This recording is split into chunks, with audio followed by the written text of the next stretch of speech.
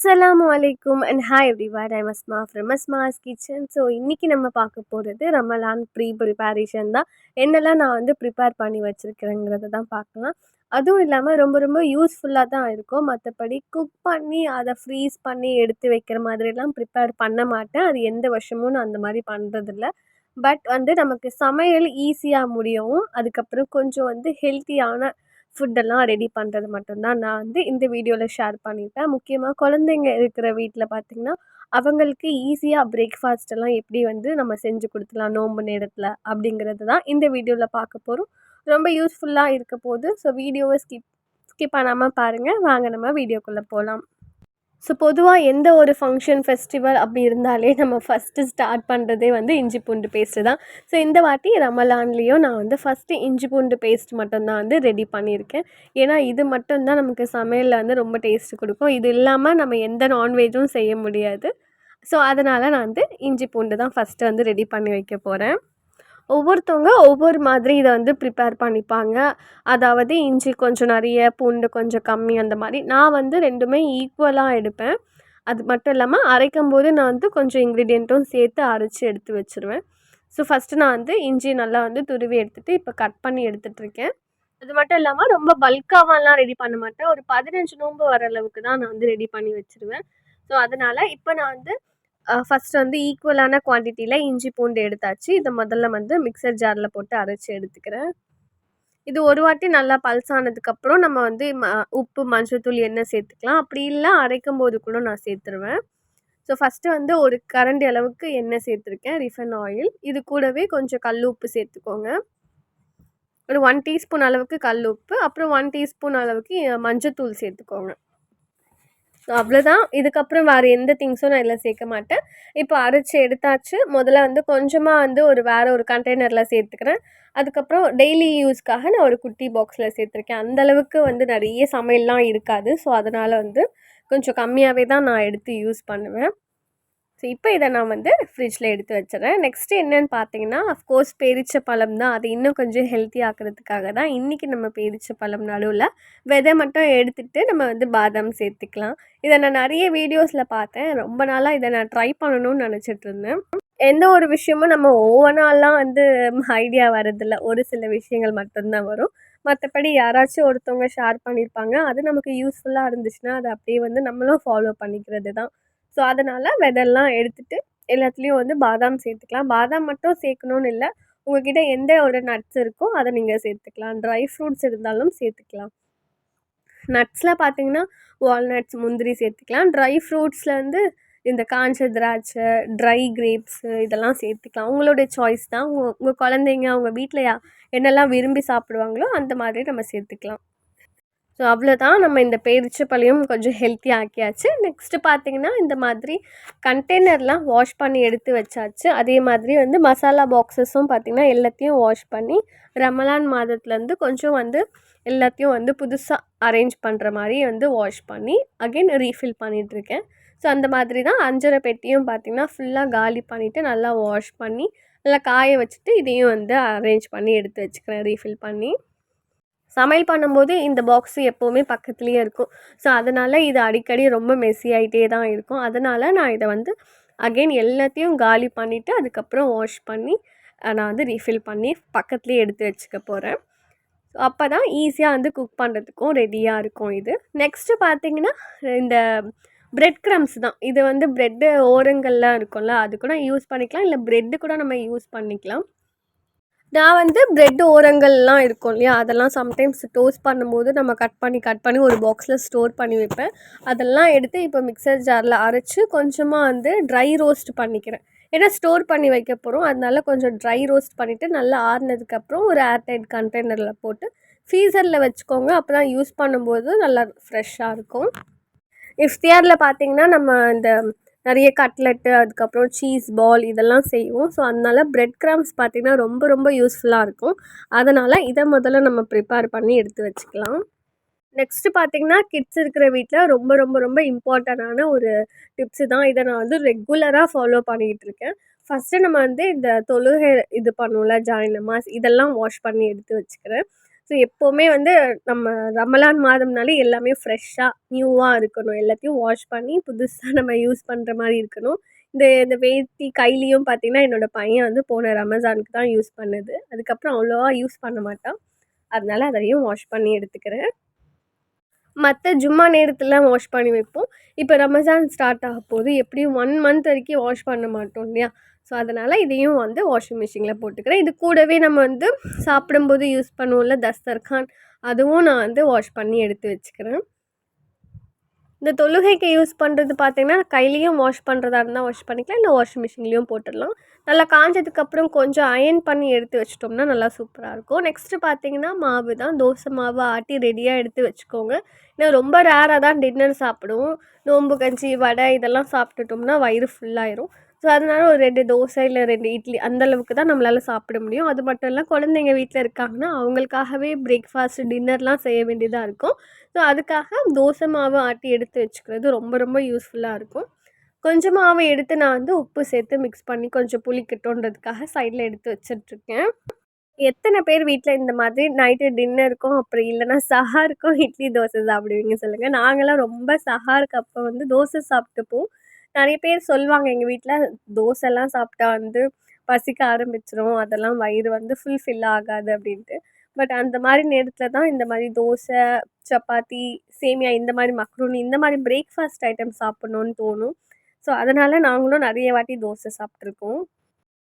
சஹர் நேரத்தில நெறைய சாப்பிட்டுருக்கோமோ இல்லையோன்னு தெரியல. ஆனா வந்து இஃப்தியாருக்கு அப்புறம் நைட்டு டின்னரு எப்போவுமே இட்லி, சட்னி, சாம்பார் இந்த மாரி தான் வந்து சாப்பிட்டுப்போம். குழந்தைங்களுக்கும் இது வந்து ரொம்ப டக்குன்னு பசிச்சிருச்சுன்னா, நம்ம தோசை மாவு எடுத்தோமா, 2 தோசை போட்டோமான்னு இருக்கும். நெக்ஸ்ட்டு நம்ம குழந்தைங்களுக்கு யூஸ்ஃபுல்லா இருக்கும்னு சொன்னேன் பார்த்தீங்களா? அந்த டிப்ஸ் என்னன்னு பார்த்தீங்கன்னா, குழந்தைங்க வீட்ல இருக்காங்கன்னா, அவங்களுடைய கிளாத் எல்லாம் அவங்களுக்கு எட்டுற அளவுக்கு நம்ம அதான் அவங்க கை போற அளவுக்கு நம்ம வந்து அங்க அரேஞ்ச் பண்ணி எடுத்து வச்சிரணும்.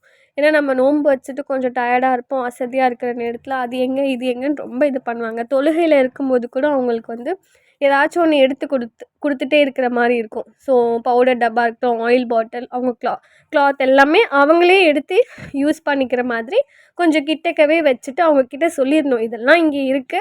அம்மா பிஸியா இருந்தா நீங்களே எடுத்து போட்டுக்கணும் அப்டின்ட்டு. இத நான் இந்த ரமலான் மாதத்தில மட்டும் இல்லாம, இத ரெகுலரா இந்த டிப்ஸ நான் ஃபாலோ பண்ணிட்டுருக்கேன். ஸோ, அவங்கள்கிட்ட இதெல்லாம் இங்க இருக்கு, உங்க திங்ஸ் இங்க இருக்கு அப்டின்ட்டு எல்லாத்தையும் சொல்லிட்டா, அவங்களே எடுத்து வந்து ஈஸியா போட்டுப்பாங்க. ஆனா, அவங்களுக்கு எங்க இருக்குன்றதையும் தெரிஞ்சிரும். நெக்ஸ்ட்டு பார்த்தீங்கன்னா, எந்த கண்டெய்னர்லாம் நான் வாஷ் பண்ணி வச்சிருந்தேனோ, அது எல்லாத்தையும் ரீஃபில் பண்ணி எடுத்து வச்சுக்கிறேன். நோன்பு நேரத்தில எந்த ஒரு இதுவும் டிஸ்டர்பன்ஸா இருக்கக்கூடாது இல்லையா? கிச்சனில் எல்லாமே வந்து ஃபில் பண்ணி வச்சுட்டோம் அப்படின்னா, நமக்கு வந்து ரொம்ப ஈஸியாகவும் இருக்கும். டென்ஷன் ஃப்ரீயா நம்ம வந்து குக் பண்ணுறதுக்கு கிச்சனுக்குள்ளே போகலாம். அதனால எல்லாத்தையும் ஃபஸ்ட்டு வந்து ரீஃபில் பண்ணி எடுத்துட்டுருக்கேன். நேத்தே நான் வாஷ் பண்ணி நல்லா காய வச்சுட்டேன். இன்றைக்கி ரீஃபில் பண்ணி எடுத்து வச்சிட்டோம்னா, நோன்பு வரதுக்கு இன்னும் 2 நாள் தான் இருக்குது. கரெக்ட்டா இருக்கும். ஆக்சுவலி பார்த்தீங்கன்னா, நெறைய பாக்ஸஸ் எல்லாமே காலியா இருந்துச்சு. சரி 1 வாரம் வரைக்கும் வெயிட் பண்ணிட்டு இருந்தோம். கரெக்ட்டா வந்து நோன்பு மாதம் வரட்டும். அப்ப நம்ம வந்து கரெக்ட்டா வாங்கணும்னா, அந்த 1 மந்த் வரைக்கும் நமக்கு வந்து கடைக்கு போற வேலை இருக்காது இல்லையா? ஸோ, அதுக்காக அந்த 1 மந்த் வரைக்கும் அந்த 1 வீக் வெயிட் பண்ணிட்டு, இந்த 1 மந்த்துக்கு தேவையானது எல்லாத்தையும் வந்து ஆர்டர் போட்டுட்டோம். ஆக்சுவலி ரேவதிக்கு தான் போய் வாங்குவோம். இப்ப நாங்க வந்து எல்லாத்தையும் ஆர்டர் போட்டுட்டோம். செம்ம வெயிலா இருக்கு. வெயில்ல போயிட்டு வாங்குற மாரியே இல்ல. ஃப்ரூட்ஸ் வாங்குறதுக்கு மட்டும் தான் வெளிய போற மாரி இருக்கு. அப்படி இல்லன்னா நான்வெஜ் எடுக்கிறதுக்கு. இந்த குரோசரி ஐட்டம்ஸ் எல்லாமே நான் வந்து ஆர்டர் போட்டுறது. ஸோ ஆர்டர் பண்ணி வாங்கும்போது கொஞ்சம் பேருக்கு அது செட் ஆகும். சில பேருக்கு அது செட்டே ஆகாது. அல்ஹம்துலில்லாஹ் எங்களுக்கு வந்து ஆர்டர் போட்டு வாங்குறதுனால ரொம்ப ஈஸியாவே செட் ஆயிரும். வீடு தேடி வந்துரும். அதனால வந்து வீட்ல உட்காந்தே வாங்கிக்கலாம். ப்ரைஸும் வந்து நம்ம நேர்ல வாங்குற மாரி தான் இருக்கும். நெக்ஸ்ட்டு பார்த்தீங்கன்னா, இந்த பஜ்ஜி, போண்டா மாவு மிக்ஸ் பண்ணி எடுத்து வைக்கிறது தான். ஆக்சுவலி எல்லாருமே இந்த மிக்ஸ் வந்து ரெடி பண்ணி வச்சிருந்திருப்பீங்க. நான் தான் லாஸ்ட்டுன்னு நெனைக்கிறேன். இதுவும் வந்து நான் ரெடி பண்ணி எடுத்து வைக்க வேண்டாம்னு நெனச்சேன். ஏன்னா, இந்த வாட்டி ரமதான் இஃப்தியாருக்கு பார்த்தீங்கன்னா, அவ்வளோவா நான் வந்து இஃப்தியாருக்கெல்லாம் சமைப்பேனான்னு தெரியல. ஸோ வந்து கொஞ்சம் ஹெல்த் இஷ்யூவா இருக்கனால, அடிக்கடி கடையில வாங்குற மாரி தான் இருக்கும். பட் இன்ஷா அல்லாஹ் கொஞ்சம் நல்லா வந்து உடம்பு நல்லா இருந்துச்சு அப்டின்னா, என்னால பண்ண முடிஞ்சதுன்னா, நான் வந்து ரெடி பண்ணி வச்சுக்கலாம் அப்டின்றதுனால, நானும் வந்து ஒரு 1/2 கிலோ கடலை மாவு தான் செஞ்சேன். 1 கிலோலலாம் பண்ணல. ஓகே. இந்த ரெடி மிக்ஸ் எப்படி பண்ணுறதுன்னா, ஒரு 1/2 கிலோ கடலை மாவில் 2 table spoon red chilli powder, அதுக்கப்புறம் அரிசி மாவுல நான் அந்த அளவுக்கு சேர்க்க மாட்டேன். அதனால 2 டேபிள் ஸ்பூன் அரிசி மாவு சேர்த்துருக்கேன். பெருங்காயத்தூள் ஒரு 1 டீஸ்பூன் சேர்த்துட்டு, ஆப்ப சோடா வந்து ஒரு 1/4 டீஸ்பூன் சேர்த்துட்டு, கூடவே மஞ்சத்தூள் வந்து ஒரு 1/4 டீஸ்பூன் சேர்த்துக்கிறேன். அவ்வளோதான். இதுக்கப்புறம் இதில எதுவும் சேர்க்க வேண்டியதில்ல. ஃபுட் கலர் வேணும்னா நீங்க சேர்த்துக்கலாம். Red colour food colour. இப்போதைக்கு என்கிட்ட இல்ல. லாஸ்ட் டைம்ல நான் மிக்ஸ் பண்ணும்போது அப்புறமேட்டு சேர்த்துக்கலாம் அப்படின்னு விட்டுட்டேன்.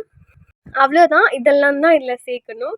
ரெட் சில்லி பவுடர் அந்த அளவுக்கு காரம் இருக்காது. ஸோ உங்களுக்கு எந்த அளவுக்கு காரம் வேணுமோ, அந்த அளவுக்கு நீங்க சேர்த்துட்டு இத மிக்ஸ் பண்ணி எடுத்து வச்சுக்கோங்க.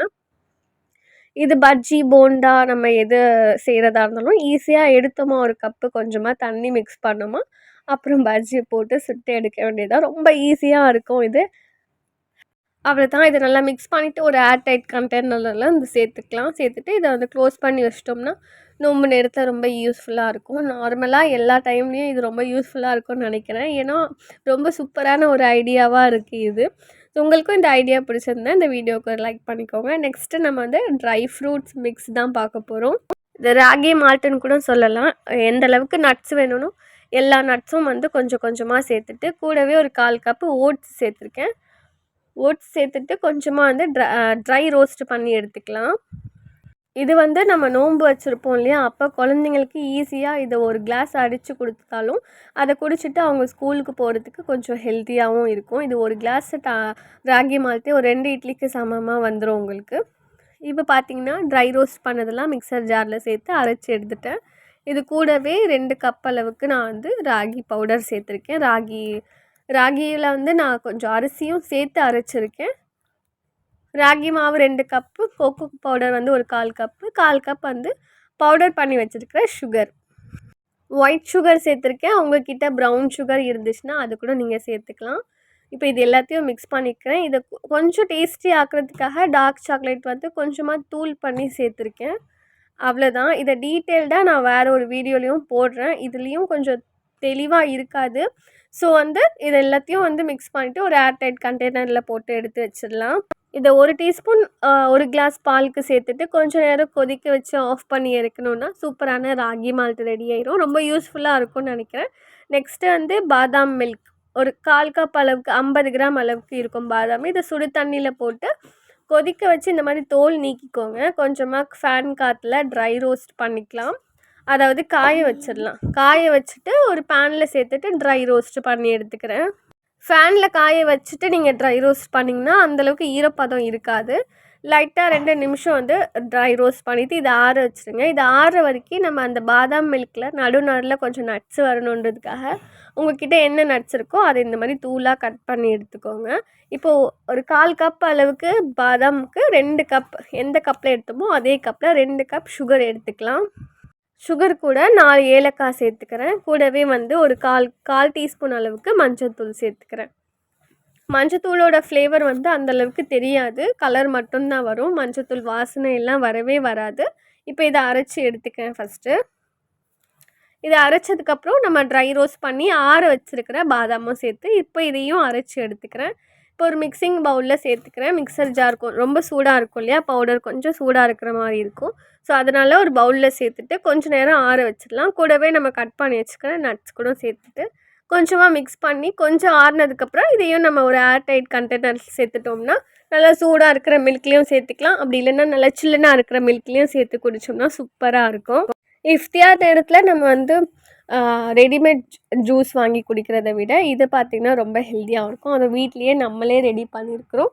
ஸோ ரொம்ப ஹாப்பியாக இருக்கும் குடிக்கும்போதும். கண்டிப்பாக ட்ரை பண்ணி பாருங்கள். லாஸ்ட் அண்ட் ஃபைனலான டிப்ஸ் பார்த்திங்கன்னா கஸ்டர்ட் பவுடர் தான். வீட்லேயே கஸ்டர்ட் பவுடர் ரெடி பண்ணி வச்சுருக்கேன். கஸ்டர்ட் பவுடருக்கு ஒரு 1/2 கப் அளவுக்கு நான் சுகர் எடுத்திருக்கேன். இதை ஃபஸ்ட்டு அரைச்சி எடுத்துகிட்டு வந்துடலாம். ரொம்ப ஈஸி தான் கஸ்டர்ட் பவுடர் செய்கிறது. இப்போ அரைச்சிருக்கிற பவுடரில் நம்ம வந்து கரெக்டாக வந்து 1/4 கப் அளவுக்கு பவுடர் சுகர் ரெடிமேடாகவே விற்கிது இல்லையா பவுடர் சுகர், அதுவே வாங்கிக்கோங்க. 3/4 கப் வந்து கார்ன்ஃப்ளவர் சேர்த்துக்கலாம். அந்த ஃப்ளேவருக்காக வந்து கொஞ்சமாக வெண்ணிலா எசன்ஸ் வந்து 1 டீஸ்பூன் சேர்த்துக்கோங்க. கலர் வந்து ஆப்ஷனல் தான், வேணும்னா சேர்த்துக்கலாம். அவ்வளோதான். இது எல்லாத்தையும் அரைச்சி எடுத்துட்டோம்னா ஈஸியான கஸ்டர்ட் பவுடர் வீட்லேயே ரெடி ஆயிடும். இது நார்மலாக கடையில் வாங்கின கஸ்டர்ட் பவுடர் மாதிரியே இருக்கும். அதை எப்படி யூஸ் பண்ணுவோமோ அதே மாதிரி தான் இதுவும் யூஸ் பண்ணணும். இந்த ரம்ஜான் மாதத்தில நெறையவே fruit custard, custard milk, custard ice cream எல்லாமே செய்வோம். ஸோ இதுவும் யூஸ்ஃபுல்லா இருக்கும்னு நெனைக்கிறேன். இந்த வீடியோ பிடிச்சிருந்தா லைக் பண்ணிக்கோங்க. இந்த டிப்ஸ்லேருந்து எந்த டிப்ஸ் உங்களுக்கு ரொம்ப பிடிச்சிருக்கு, ரொம்ப யூஸ்ஃபுல்லா இருக்குன்றதையும் மறக்காம கமெண்ட் செக்ஷன்ல கமெண்ட் பண்ணிக்கோங்க. நான் வந்து மேக் அண்ட் ஃப்ரீஸ் அந்த மாதிரி டிப்ஸ் எல்லாம் எப்பவுமே போட மாட்டேன். ஸோ அது சாப்பிட்றது அன்ஹெல்தி தான். ஸோ அதனால வேலைகள கொஞ்சம் ஈஸியா முடிக்கிற மாதிரி டிப்ஸ் தான் குடுப்பேன். ஸோ அது மட்டும் இல்லாம இந்த டிப்ஸ தான் நான் ரெகுலரா வந்து ஃபாலோ பண்ணுவேன். ஃப்ரீஸ் பண்ணி வைக்கிற மாதிரியெல்லாம் எப்பவுமே ஃபாலோ பண்ணுறது இல்ல. இதுவரைக்கும் பண்ணது கூட கிடையாது. இன்ஷா அல்லாஹ் நெக்ஸ்ட் வீடியோல நம்ம வந்து இஃப்தியாருக்கு என்னெல்லாம் சமைக்கலாம் அப்படிங்கிறத பார்க்கலாம். இந்த ராகி மால்ட் பார்த்தீங்கன்னா, குழந்தைங்க அவசரமா ஸ்கூலுக்கு போகும்போதும், அப்படி இல்லைன்னா ஈவினிங் வந்ததுக்கப்புறம் அவங்களுக்கு கொஞ்சம் ஹெல்த்தியாவும், கொஞ்சம் ஃபில்லிங்காவும் குடுக்குற மாரி இருந்துச்சுன்னா, கண்டிப்பா இத ட்ரை பண்ணி பாருங்க. வீடியோ பிடிச்சிருந்தா லைக் பண்ணிக்கோங்க. வேற ஒரு வீடியோல பார்க்கலாம். பாய்.